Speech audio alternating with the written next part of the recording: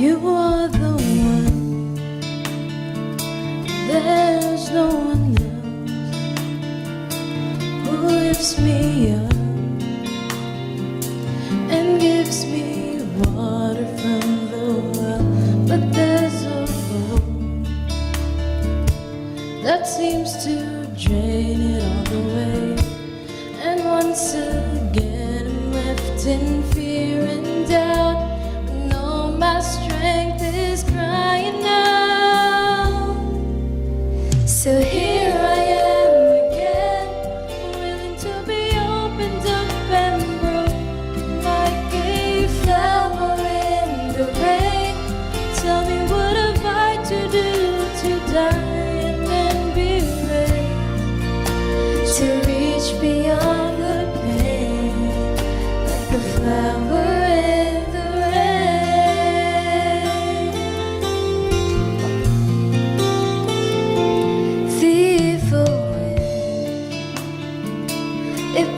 a storm to rock my world, just when I think I'm safe and warm. That's right,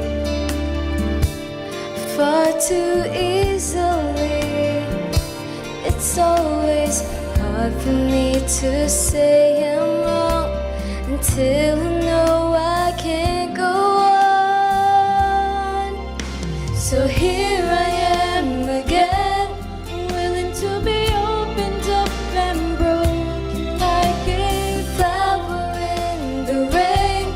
Tell me, what have I to do to die and then be raised, to reach beyond the pain like a flower in the rain.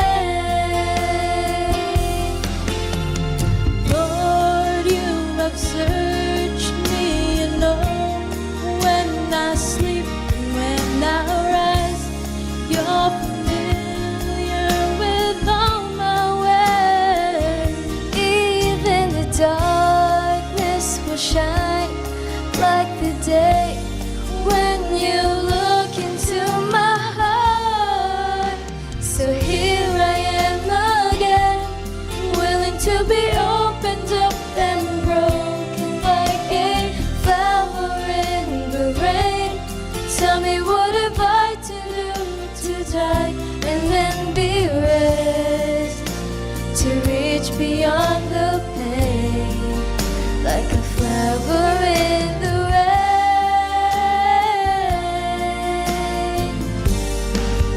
like a flower in the rain.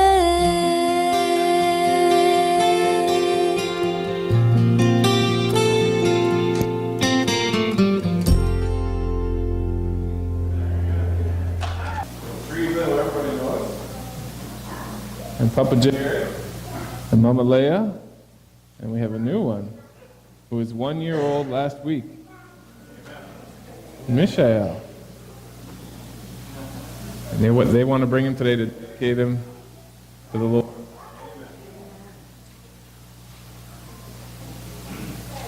I want to talk about a story today we don't often talk about when it comes to baby dedications. Remember Naaman, the Syrian army general who got sick with leprosy, right? And in his sickness, someone came and had an idea for him. Who was that somebody? A little Israelite servant girl who was probably captured in a raid or a war of some sort, was taken captive, separated from her family and her parents. What was her idea?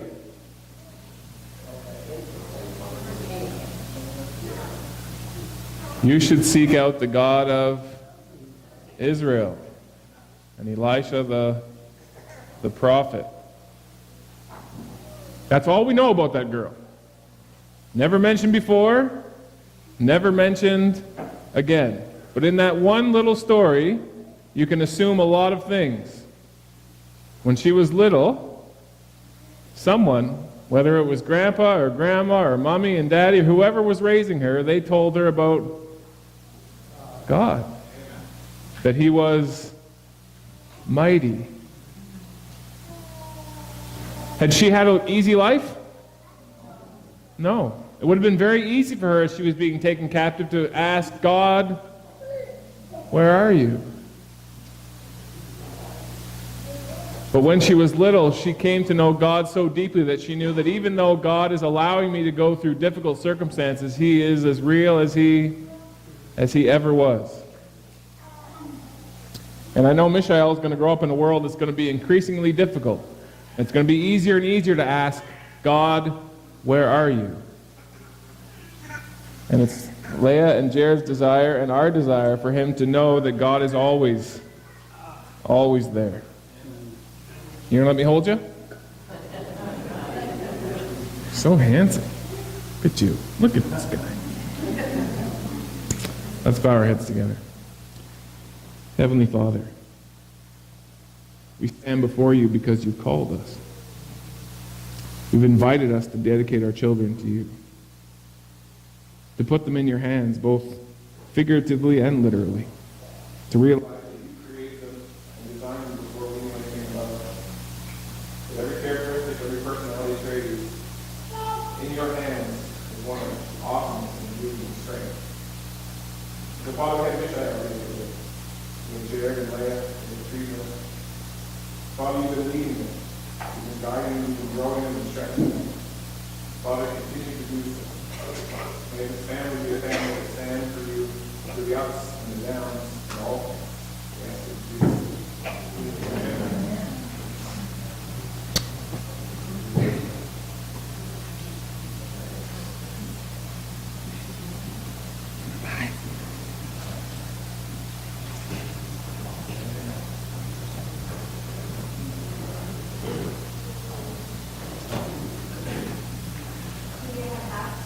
That I would sing this song.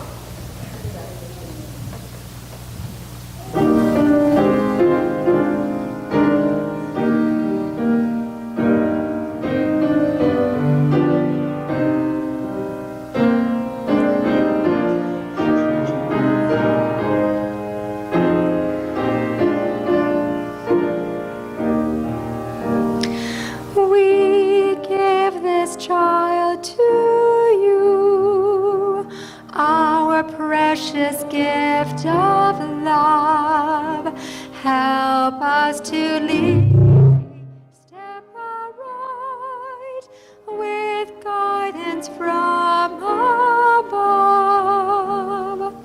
Oh, bless each child of yours and grant when they are grown, they will have learned to love your way and choose it for their own.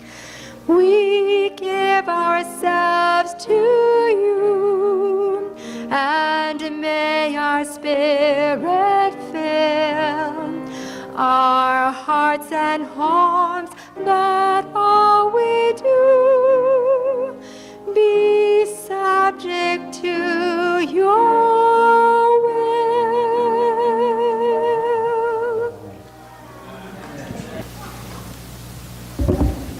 Good morning.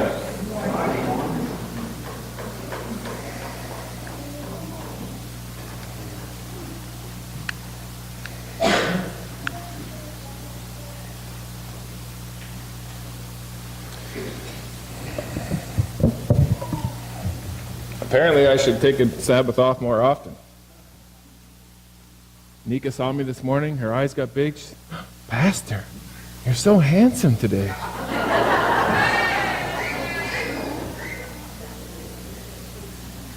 I don't know what it is or what I did, but I should do it more often, I guess.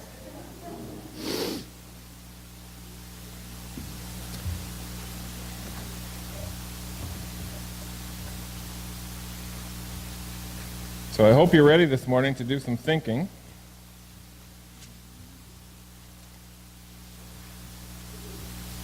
You know why we don't like to think? David Ashrick says, the pastor David Ashrick says, if you make people think they're thinking, they'll love you. But if you actually make them think, they won't. Oh, how we get all the way back there? How did we do that?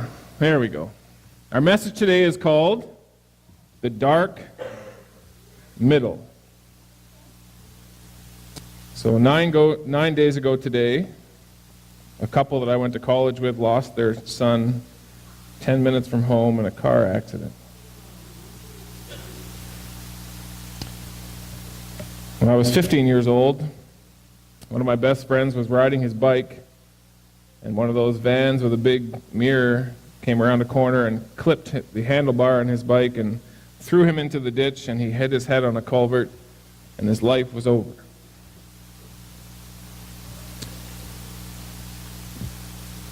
And when tragedies like this happen, not only is that tragedy tragic, but it makes you relive all of the other tragedies that you've lived through. And one of the questions, especially that young people ask, and Danielle is asking, is, why does God allow these things?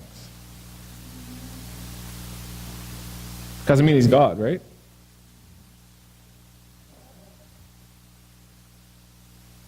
When the Israelites were stuck at the Red Sea, what did God do?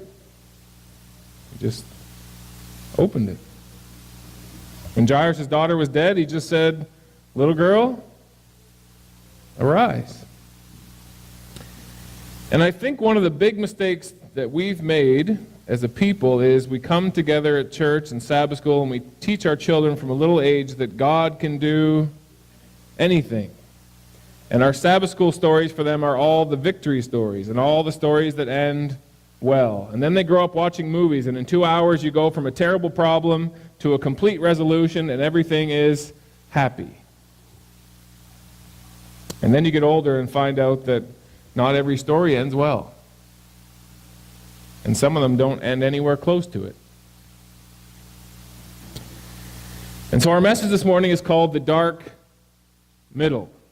And you'll see why as we continue. The Bible begins this way: in the beginning, God created the heavens and the earth. The earth was without form and void, or empty, and darkness covered the face of the deep. Have any of you actually ever been in true darkness? When we were traveling out here, actually, moving from Nova Scotia to here, we swung down through Tennessee to visit a friend on the way. And on the way to Tennessee, we stopped in Virginia, and we went into the Shenandoah Caves. Man, those are beautiful. If you're ever in Virginia, the state for lovers, you need to go to the Shenandoah Caves. Amazing. But of course, you're down way below the earth, and there's all these rock formations, and it's cool, but it's all lit up. So you're not in the darkness. And we went into this one part of the cave, and he said, brace yourselves, we're going to turn the lights off. Well, I've been in darkness, but I've never been in that kind of darkness. You could hold your hand on and touch your nose with your hand, and you couldn't see any shadow, any movement of light, nothing. There was absolutely no light whatsoever. Before God showed up, this earth was dark and empty. There was nothing. And God said,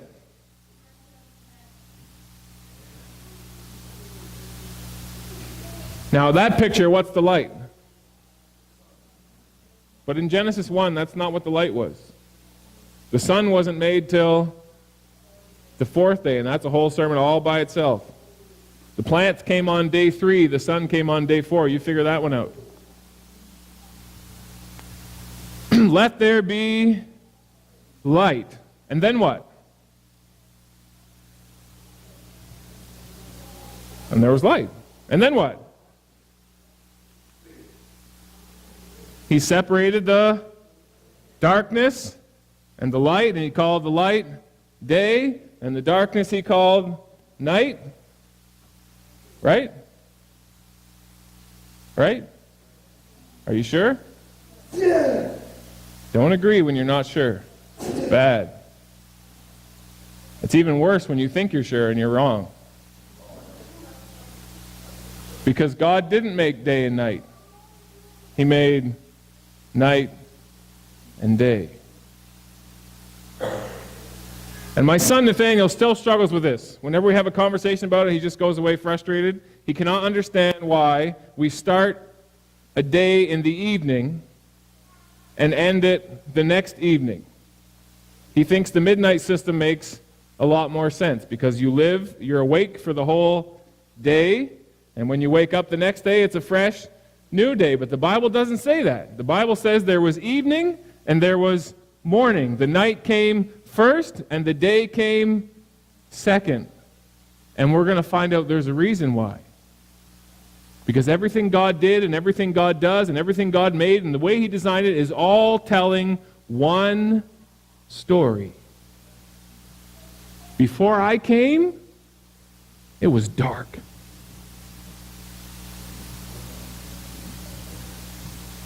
And when I'm there, it's light. But we don't live in the dark, and we don't live in the light. We live in the dark middle.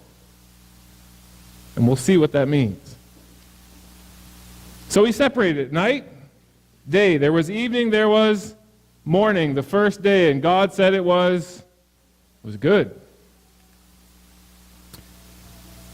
We could also divide this picture and say this is earth and this is heaven. We could also divide the picture and say this is now and this is eternity. We could also divide the picture and say this is Egypt and this is the promised land. We could also divide the picture and say this was Abraham with no children and this was Abraham and Sarah after Isaac was born. The problem with doing that, though, is it makes it very clean that there was one thing and then there was the other thing and there was a clear line between. But life's rarely that simple. So let me ask you a question. What color is this? What color is it? Well, what about this?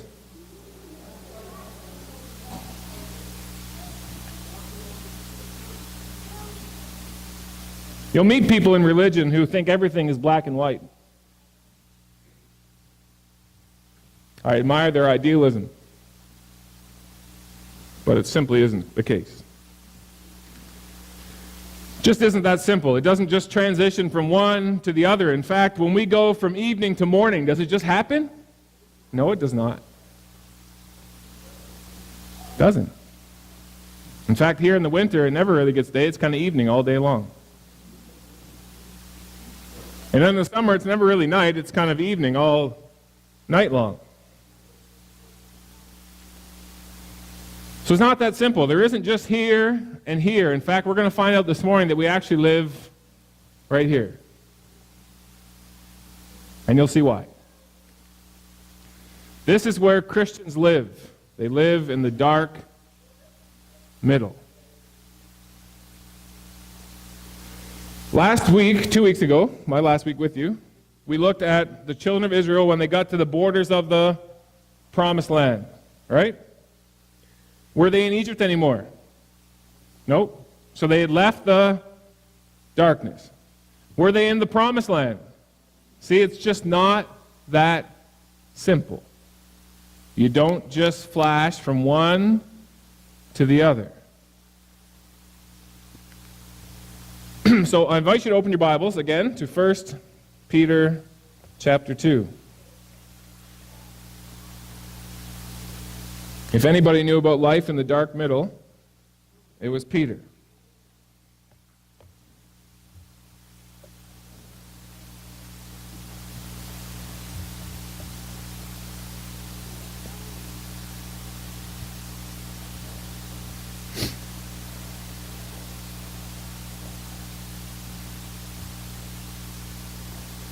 So Leisha read verses 1 to 10. Thank you, Leisha.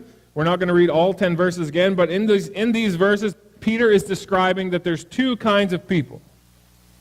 There's people who have rejected the cornerstone, who is Jesus, and there are people who have embraced the cornerstone, who is Jesus. Okay? Now come to verse 9.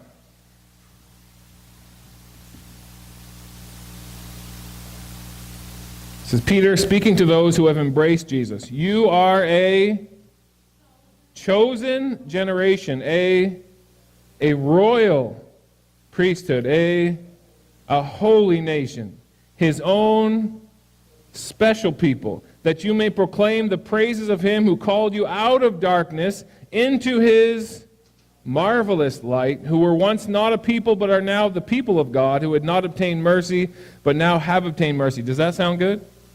Sounds really good. In fact, it sounds like this looks. Right?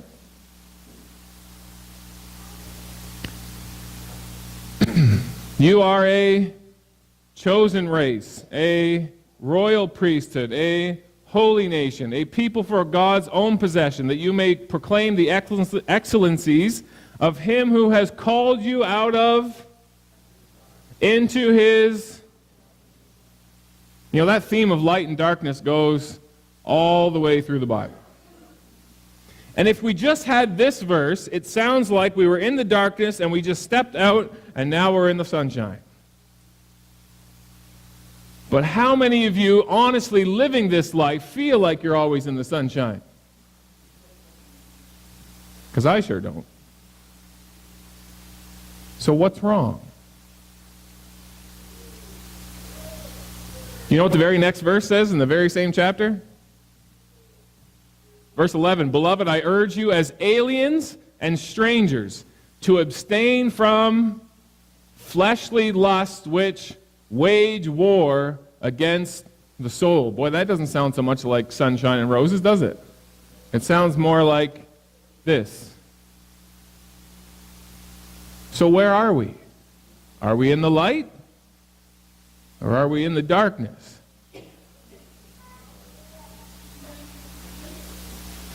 So I told you we're going to spend the year on the three angels' messages, and we are, and this is one of those messages. John, the apostle who's writing the story, says, I saw another angel or messenger flying in the midst of heaven. Not on the earth, but not in heaven either. He's in the middle. Having the everlasting good news to those who dwell on the earth, to every nation and kindred and language and people. This messenger has what kind of news?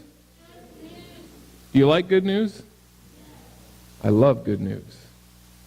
Do you like bad news? I hate bad news. I hate it. Bad news can take a good day and in an instant turn it into a nightmare. Why? Do you think heaven's going to be like that? No. But guess what? Guess what? We're not in heaven. We're not. And one of the biggest reasons why we get disillusioned and disappointed and ask God, where are you, is because we are expecting earth to be like heaven. And it just isn't so.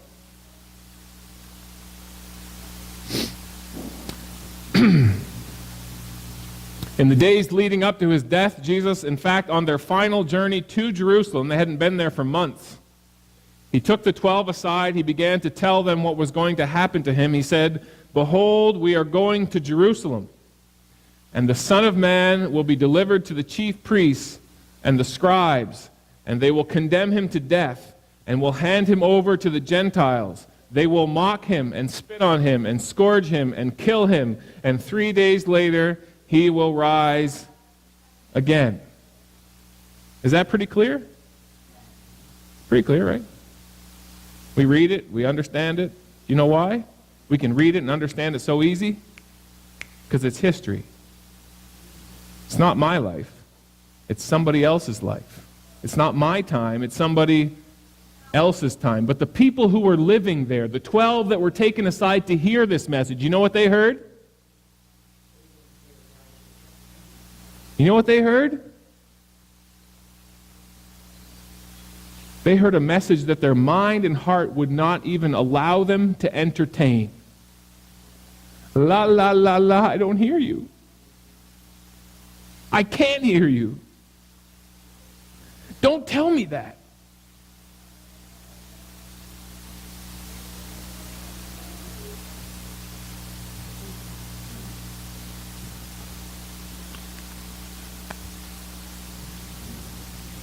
A few days later, he'd celebrated the Last Supper with them, we call it. He took them to the Garden of Gethsemane. He took Peter, James, and John with him alone and went further, and he said, as he fell on his face praying, "My Father, if it is possible, let this cup pass from me, yet not as I will, but as..." Now we need to pause here. There are some key words in this passage. First of all, he fell on his face. Now, if you go on Google Images and you search Jesus, Garden of Gethsemane, you know what you'll always find? You'll find these very idyllic pictures of Jesus kneeling, hands folded, praying like a good boy. But that's not how it happened. It's not how it happened at all. He fell on his face. Before this, he had told the other three, "My soul is grieved to the point of death." And you know what he asked for? Just stay with me for one hour. You know, a lot of us like to avoid hospital rooms. We like to avoid situations that are dark and depressing. We even tend to avoid people who are going through dark stuff because we don't know what to do, and we don't know what to say, and we don't know how to fix it. What did Jesus ask for? "My soul is grieved to the point of death. Watch with me for..." Just stay here with me. Just be with me. I know you can't fix it. I know it can't be fixed. I'm not asking you to fix it. I'm asking you to be with me. One of my best friends ended up doing the funeral for the Sackett family. Lost their boy last week, and he called me a couple days before. He said, "On Sabbath, I was with the family in church, and the church was singing. I couldn't sing. I wasn't ready to sing." You see, this pastor wasn't just their pastor. He was so close to that boy that the boy was going to go to Lethbridge to train for the RCMP. And he was going to live in the pastor's home. The date of his funeral was the day he was supposed to go to orientation. I wasn't ready to sing. And then he said something that I'll never forget. He says, "Sometimes I feel like we try and move past what's wrong too quickly and make it as if it's okay. We've changed funerals to celebration of life. There is nothing to celebrate when a life ends. It's not a celebration. It's an enemy. It's an enemy." I wasn't ready to sing. Do you know there's a proverb, Proverbs 25:20, that says when someone's grieving and you try and get them to sing, that you're like somebody who took a coat away on a cold day, or like somebody who added vinegar to baking soda. The Bible says there is a time to weep. Don't ruin it. Don't try and make it into something, don't try and gloss it over.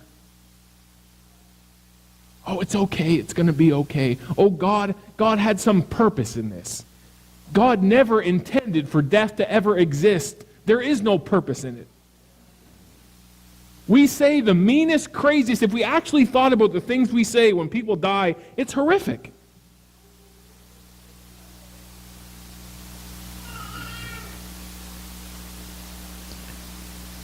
He fell on his face and he prayed and said, "My Father, if it is possible, let this cup pass from me. Yet not as I will, but as you will." What does the word "if" mean?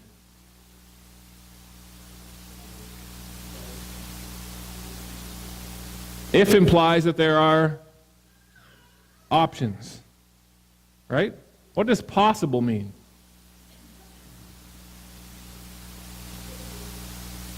It's a maybe, right? It's a could be. If there are choices, if there are other options, let this cup pass from me. Do you know what answer he got? Nothing. Nothing. Nothing. When you fall on your face and you cry to God because something is horrifically wrong in your life and you don't hear anything, you are not alone in that place. Jesus lived through that same place. And you know why God didn't answer? Because it wasn't possible. There was no other option. There was no plan B or C or D. Nothing. So we get raised being told that God is able to do anything. And on one level, that's true. But on another level, it's not. For example, God made you free to choose whatever you want to choose. He will never take that away from you. Ever. No matter what you choose. I actually heard someone pray once for God to make them do what they didn't want to do. I understand what they were saying. They were saying, there's a part of me that wants that, the rest of me doesn't. Can you please move me to the part that does so I don't have to deal with the part that doesn't? But God doesn't force anyone to do anything.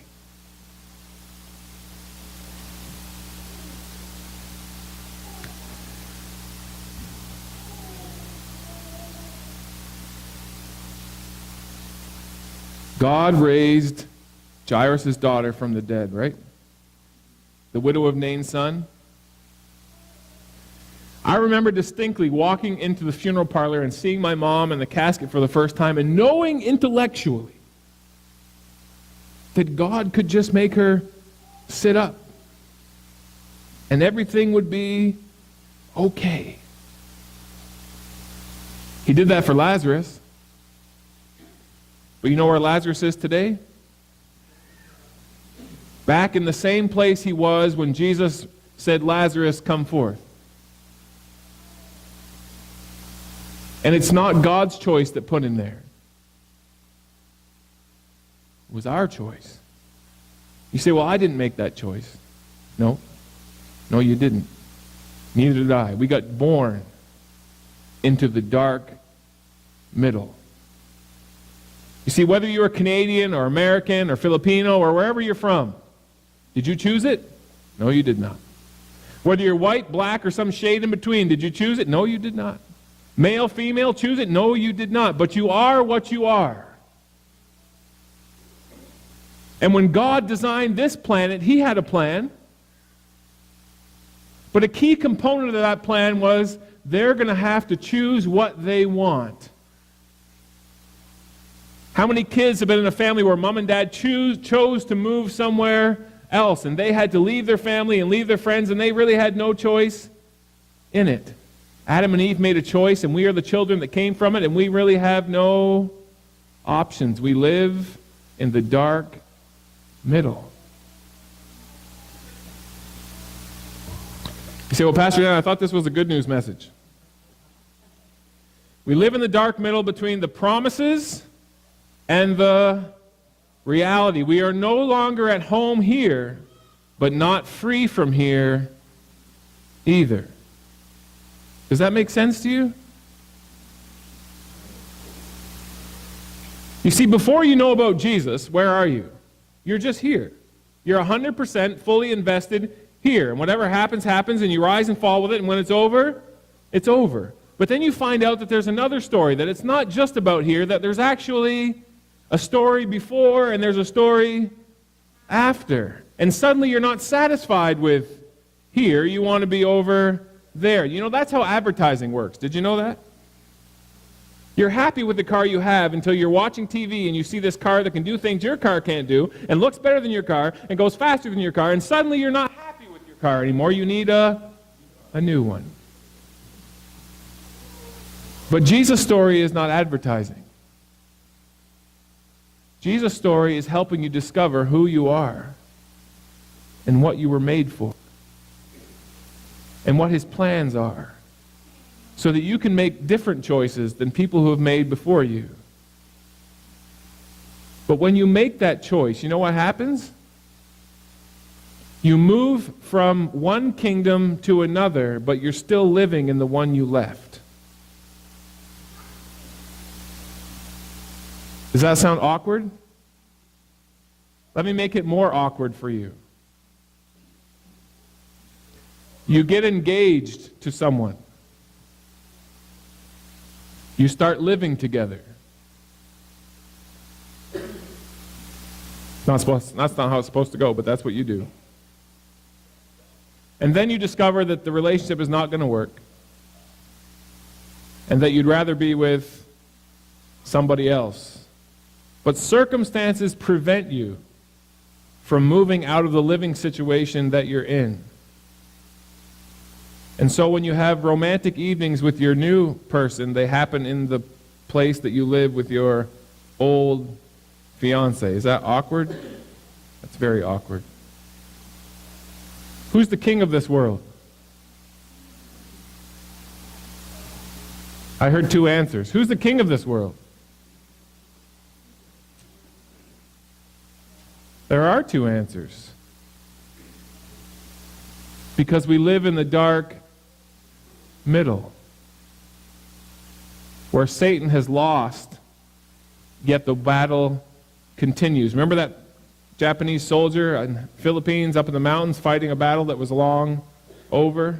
That's what Satan's doing. Fighting a battle that's already over, tormenting people that are already free because the situation is not yet completely resolved.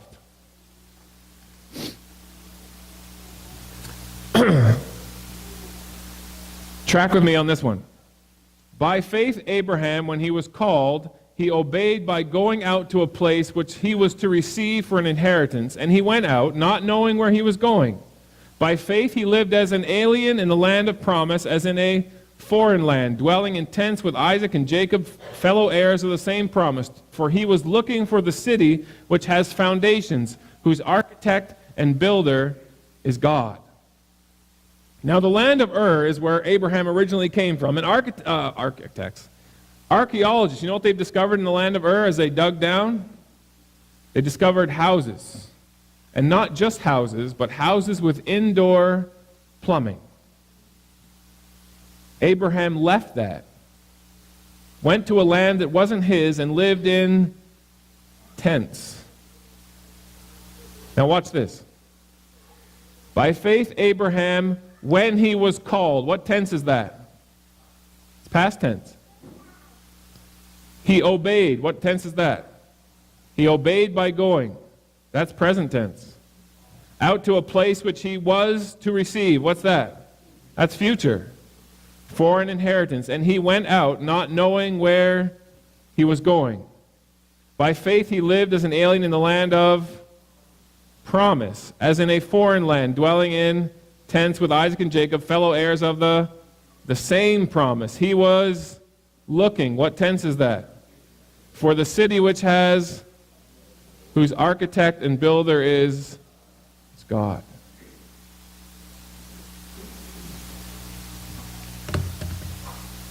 Are you ready for me to step on our toes a little bit?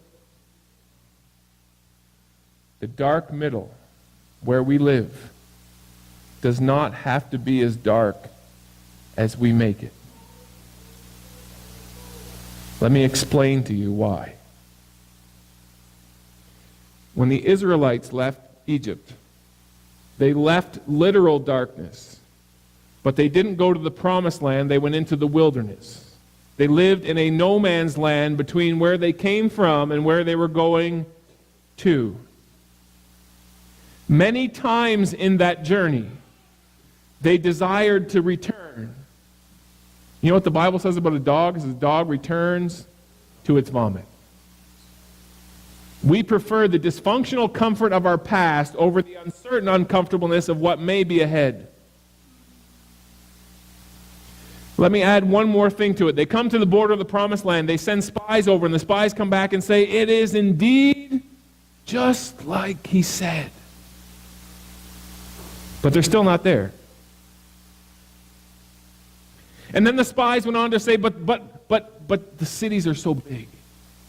And the walls are so high and so thick. And the people there, they're like, we look like grasshoppers compared to them. We will never survive if we step a foot in there. We best stay here.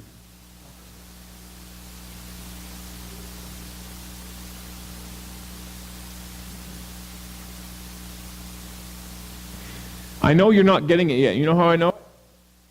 Because I'm not getting it yet. I know I'm not. I can tell it, I can explain it, but I'm not getting it.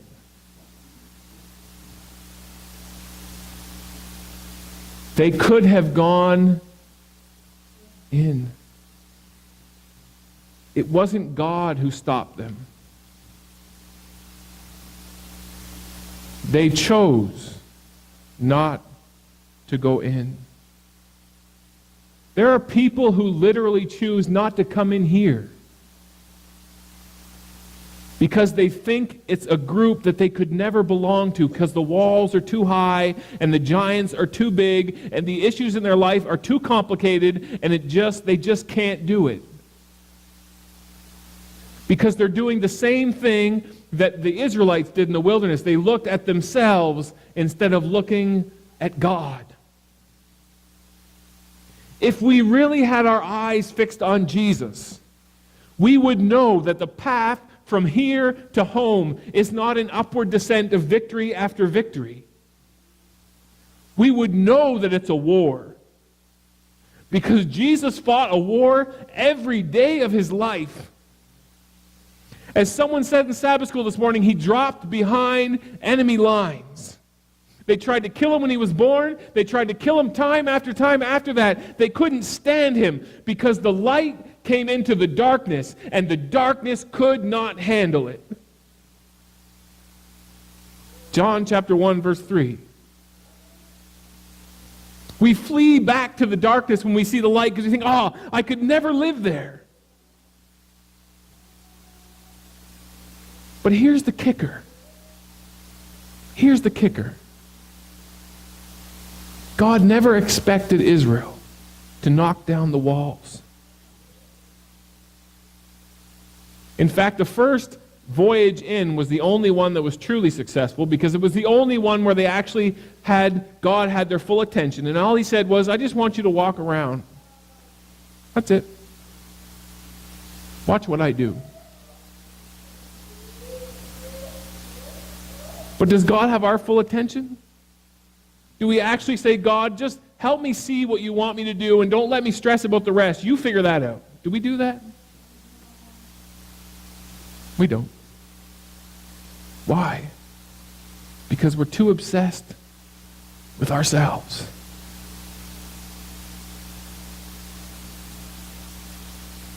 And you know what I've become to realize that's really sick?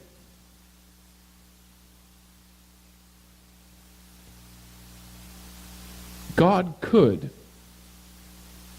prevent or fix every tragedy. He could. But he doesn't. And he doesn't because he's not concerned about making heaven here.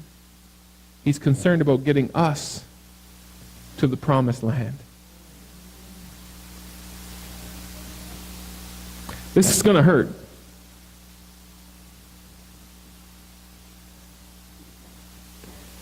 Someday, we're going to be with him. And I've had people in their pious platitudes say, oh, you know, when I get there, I'm going to be so happy just to be there. I won't have any questions. I won't ask Jesus about nothing. Everything will be fine. Yeah, right. We're going to have 1,000 years to process the dark middle that we lived in. And somewhere in that 1,000 years, you're going to sit down with Jesus and say, Jesus, I prayed.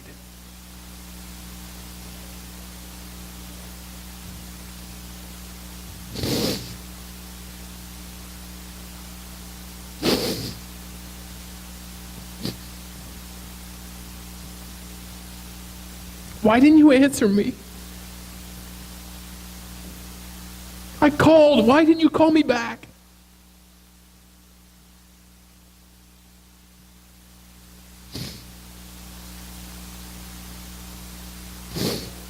And with tears rolling down his face, you know what he's going to say?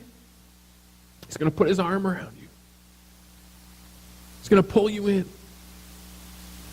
He's going to say, you have no idea how much I wanted to. But I knew that if I intervened, you'd go back on your happy way into your dark middle and forget all about me again. And you would have been happy that day, but we wouldn't have been here today. I knew you needed that valley. And it killed me. But I had no choice.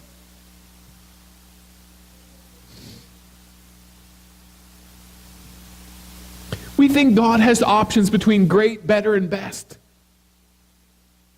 Most of the choices he makes for us are between bad, worse, and awful.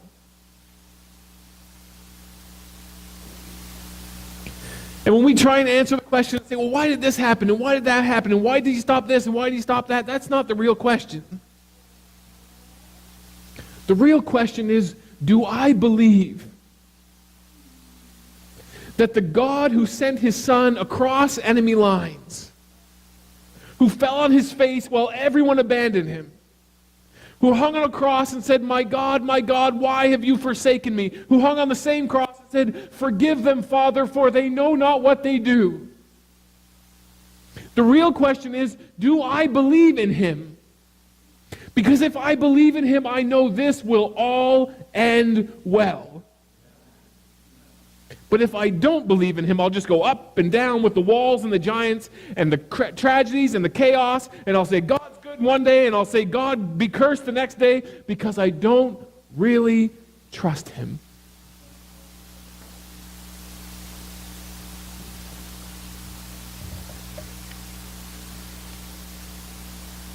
We live in the dark middle between the promises and the reality. No longer at home here, and not free from here either.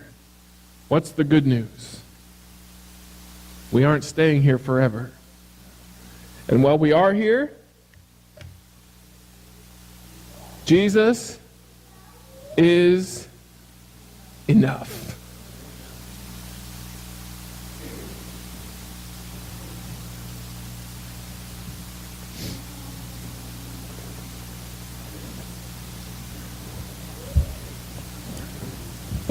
Our closing song is number 208. 208. There will be no dark valley. And please stand.